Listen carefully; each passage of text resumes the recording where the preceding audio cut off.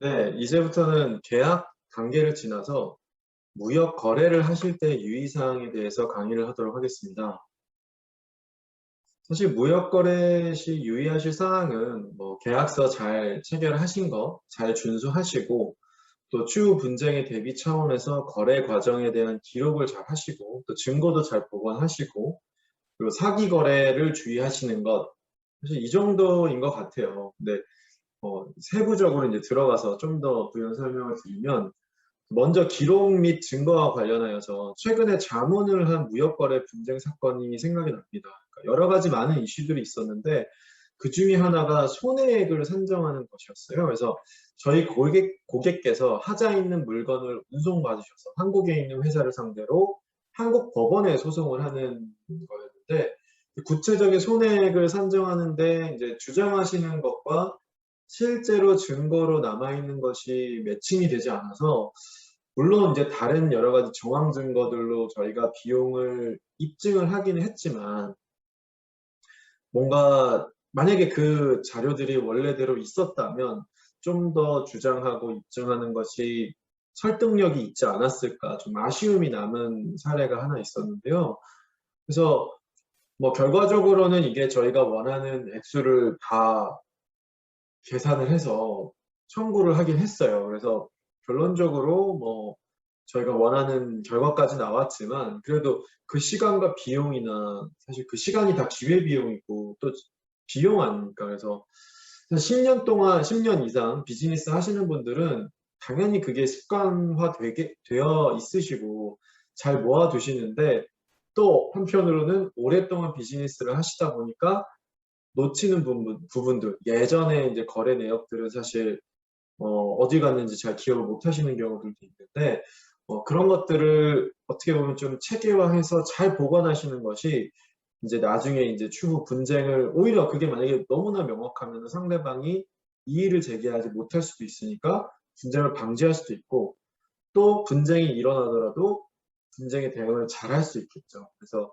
그런 기록과 증거를 갖고 계시는 거에 대해서 좀 강조를 드리고 싶고 그리고 이제 계약에 대해서는 제가 앞에서 좀 구체적으로 설명을 드렸으니까 이제 사기 거래에 관해서는 좀두 가지 사례를 말씀을 드리고 싶어요. 그래서 첫 번째 사례는 이제 서버 해킹 및 거래대금 편취 사건, 스캠 사건이라고 간단하게 부르겠습니다. 이 사안은 다음과 같아요. 그러니까 한국 회사 A는 제조업체고 미국 회사 B는 A로부터 물품을 수입해서 미국에서 판매하는 그런 비즈니스를 하고 있었습니다. 그래서 사실 약 근 10년간 거래를 해오고 있었고요. 기본적으로 계약서를 체결하고 실제 물건이 오고 갈 때마다 PO를 작성해서 주고받으셨습니다. 그런데 어느 날 평소 커뮤니케이션 하는 이메일로 우리 계좌가 이스라엘 은행으로 변경이 되었으니까 그곳으로 대금을 보내달라고 연락이 왔습니다. 공교롭게도 그러니까 최근에 예정된 그런 거래 대금의 송금 시점이 가까운 상황이었고 또 그 이메일의 문투도 전혀 이상하지 않았어요. 평소와 같은 말투였던 거죠.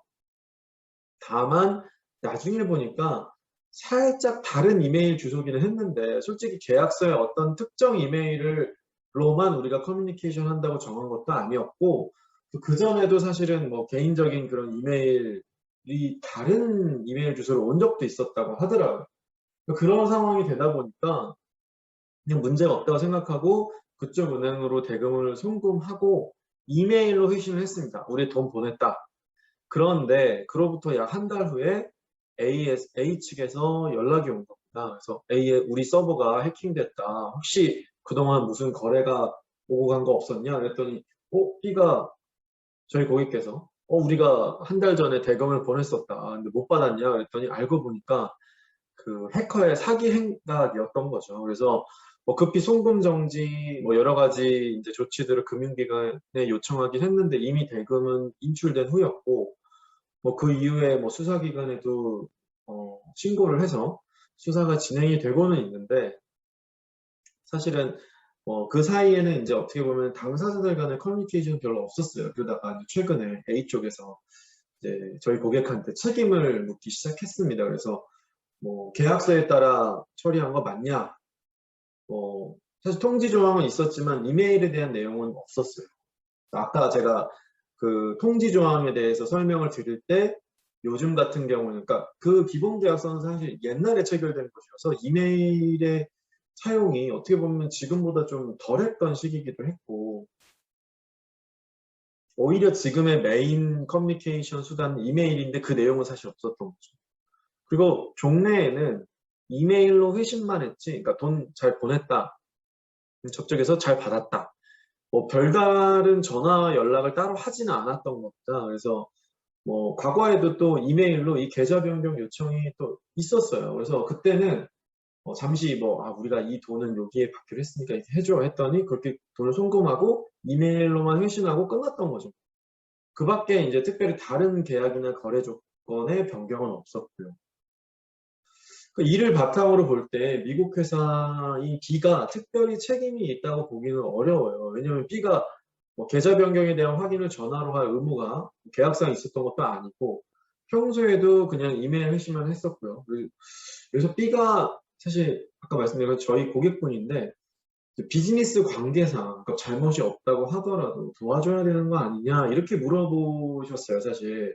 그래서 당연히 이제 비즈니스 관계도 고려를 하셔야 되는 건 맞는데 그 구체적인 방법 그리고 커뮤니케이션 하는 것도 매우 신중해야 한다고 알려드렸습니다. 그래서 어떻게 보면은 계약상 우리가 책임지는 거는 아니지만 그래도 우리가 앞으로 계속 비즈니스를 하는 관점에서는 이러이러한 거를 고려해서 우리가 이 정도의 시에는 우리가 어떻게 도와줄 수는 있다. 근데 그거를 먼저 이렇게 나서서 진행을 하기보다는 이제 그쪽과의 협상 과정에서 하나의 어떻게 보면 카드로 사용할 수 있는 그런 것들에 대한 자문을 드린 적이 있는데 그리고 이제 송금기관에 또 협조를 요청하고 수사기관에 수사를 의뢰하는 것도 신속히 하는 거는 좋은데 그 워딩은 굉장히 신중해야 한다고 또 자문을 드렸으니까 정보 제공을 해야 될 수가 있어요. 송금기관이나 수사기관에 그동안 무슨 일이 있었고 어떤 일이 있었다는 것을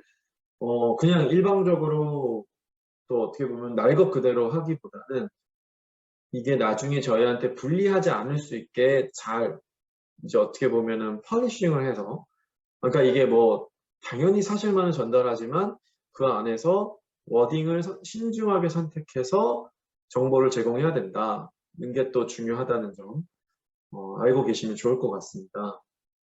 그래서 제일 중요한 것은 이러한 사례를 예방하는 방법인데 물론 여기 쭉 제가 나열한 것의 마지막에 있는 것처럼 해킹을 안 당하는 것이 제일 중요하겠죠. 근데 이제 그게 100%가 될 수 없다는 게 또 문제고 제가 변호사로서 이제 저는 제안 드릴 수 있는 것 중 첫째는 계약서입니다. 계약서의 통지 관련 내용, 계약 변경 조항 등을 포함시키는 거예요. 그래서 오로지 피어로만 거래하시는 것은 그래서 좀 위험할 수가 있습니다. 저희 고객분도 이제 기본 계약서를 체결하긴 했지만 아까 말씀드린 것처럼 관련 내용이 없는 그 부분 때문에 사실 어떻게 보면은 좀 이런 이슈가 더 커진 것도 있고 그 계약 변경을 지금 저희가 그래서 진행을 하고 있어요, 사실은. 그래서 그 당시에는 제가 이제 참여한 것도 아니고 예전에 이제 체결된 계약이기 때문에 지금에 좀 맞춰서 거래의 그 실무에 맞춰서 거래의 실질에 맞춰서 다시 한번 계약을 체결하자, 계약 변경을 체결하자. 그래서 계약 변경 조항이 있는 대로 이제 별도의 이제 서면 동의를 하고 그 안에 이제 저희가 이메일의 통지에 관한 내용을 지금 넣고 있습니다. 그리고 또 거래를 하실 때 다른 지급 방법에 별도 합의가 없는 한 지정된 계좌로만 돈을 주고받고 이메일 주소도 그러니까 특정하는 게 좋은 것 같고 또 나아가서 이제 테크니컬리 이제 비밀번호를 자주 바꾸는 것도 당연히 필요하겠죠. 그리고 대금을 송금한 다음에 꼭 전화로 확인하는 프로토콜을 만드는 것도 중요한 것 같습니다. 물론 전화번호를 이렇게 따로 바꿔가지고 그거 갖고 또 스캠이 일어날 수도 있지만 어쨌든 목소리를 확인하는 거죠. 그냥 전화로만, 그러니까 이메일로만 했을 때는 한계가 있기 때문에. 그래서 이런 방법들이 사실은 번거롭긴 하지만 언제 생길지 모르는 그리고 또 한 번 생기면 큰 손해가 발생할 수 있는 이런 문제들을 이 스캠 사건을 예방할 수 있는 좋은 방법이 아닌가 싶습니다. 네, 두 번째 사례는 이제 한국무역신문 기사에 나온 사례인데요. 이제 요 링크를 따라가시면 아실 수 있는데, 그러니까 사기범이 이제 수입자의 명의를 도용해서 한국 수출 기업과 수출 계약을 체결한 다음에 물건을 납품받아 가로챈 사건입니다. 그러니까 요즘 뭐 예전같이 만나서 협상을 하고 하면은 사실 나오기 어려운 사건인데, 요즘과 같은 이제 코비드로 인한 비대면 상황을 악용한 사례죠. 그래서 자세히 보면은 제안컨대 이제 거래 상대방이 진짜 수입자인지를 철저히 확인하는 것이 중요한데, 뭐 아래와 같은 경우에는 의심을 하고 구체적인 확인 절차를 들어가는 것이 필요해 보여요. 예를 들어서 첫 거래에서 수입자의 소재국과 수출품의 인도국이 다르다거나 제3의 주소지로 선적을 요청하면서 선적 서류를 직접 송부하도록 요청하거나, 내수 업체임에도 물품은 막 제3국으로 보내달라고 하거나, 그리고 명의상 수입자의 업종과 수출품이 서로 관계가 없는 경우, 그러니까 수출 물품을 다른 거를 요구하는 거죠. 그리고 이메일이 개인 이메일이거나 사명과 미묘하게 다른 계정을 사용하거나, 또 홈페이지가 아예 없거나 급조됐거나, 뭐 공식 사명과 미묘하게 다른 주소의 도메인일 경우, 그 공식 웹사이트 등을 통하지 않고 개인용 이메일이나 메신저 앱으로만 연락하는 경우에는 꼭 구체적인 확인 절차를 따로 레퍼런스 체크를 하는 거죠. 그런 절차가 꼭 필요하다고 생각이 들고요. 또한 이제 수출 계약 체결 시까지 목적지를 밝히지 않다가 선적 직전에서야 목적지를 제3국으로 변경하는 경우 의심할 필요가 있습니다.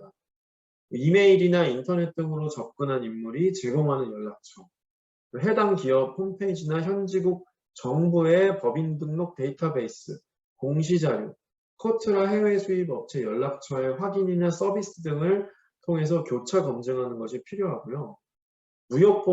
무역보험공사는 국외 기업의 신용 및 불량정보 데이터베이스를 운영하면서 수출 기업들에게 정보를 제공하고 있습니다. 그리고 바이어의 신용조사 서비스도 수행하고 있으니까요. 잘 활용하시면 좋겠고요. 또 연락처를 확인한 뒤에 해당 수입자 직원이 실제 근무 중인지, 계약 체결 의사가 있는지를 확인하시고 해당 내역을 증거 자료로 확보하는 것이 필요합니다. 마지막으로 이제 선수금 결제 조건이나 신용장 거래로 진행한다면 좀 명의도용 사기로 인한 피해 가능성을 최소화할 수 있지 않을까 그렇게 생각이 듭니다. 그 밖에 수입자가 첫 거래에서 외상 거래를 강력하게 요구할 경우 수출 계약서상 수입자의 대표자나 구매 책임자는 계약 체결 권한이 있는 자의 서명을 받거나 계약서상 서명자에 대한 공증된 권한 위임장을 받아두는 것이 좋습니다. 만약 무역 사기가 발생하면 즉시 은행과 경찰에 신고하시고 지급정지 요청을 하는 것이 필요하고요. 해외 계좌의 경우 소재지 관할 코트라 무역관에 연락해서 제3자 지급정지를 신청하는 방법도 활용하는 것이 좋습니다. 결제 및 금품 사기, 서류 위조 등의 피해를 보셨다면 법무부 중소기업 법률지원단이나 대항상사 중재원의 사법절차 지원 서비스, 그리고 무역보험공사의 국외기업 추심 서비스에도 도움을 요청하는 것이 가능하니 항상 염두에 두시길 바랍니다.